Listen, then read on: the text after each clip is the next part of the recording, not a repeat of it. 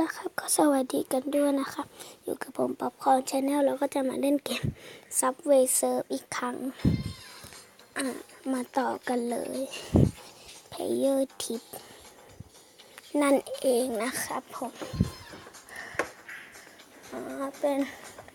Valuable Gas นะครับเราก็มาต่อกันเลยนะครับผม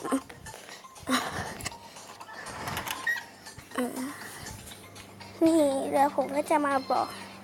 ก็คือผมไปล็อกอิน Facebook มานะครับผมนี่ก็เลยมีชาเลคเตอร์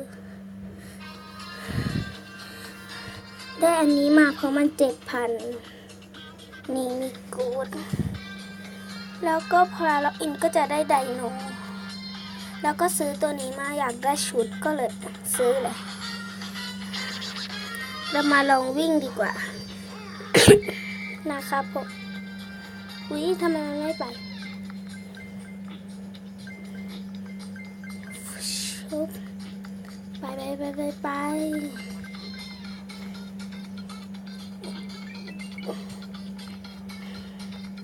ไปเร็ว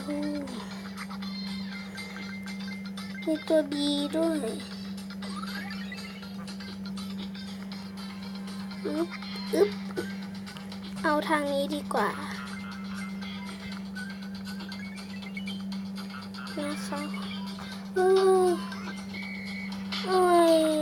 เอานิดนึง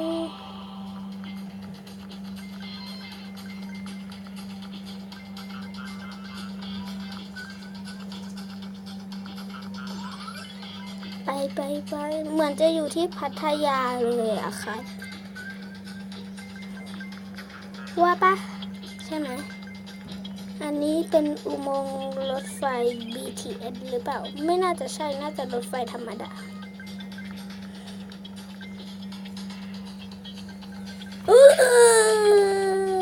เอาอีกต้องเสียคนเจเยอะมากเลย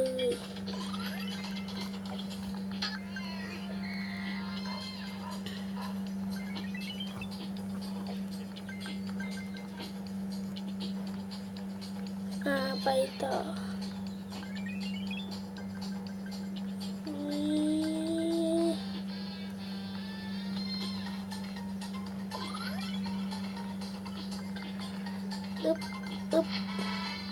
อึ๊บได้คูณ2ไม่เอาแล้วได้คูณ2ปุ๊บก็จบเลยได้กล่องปริศนาได้ลำโพ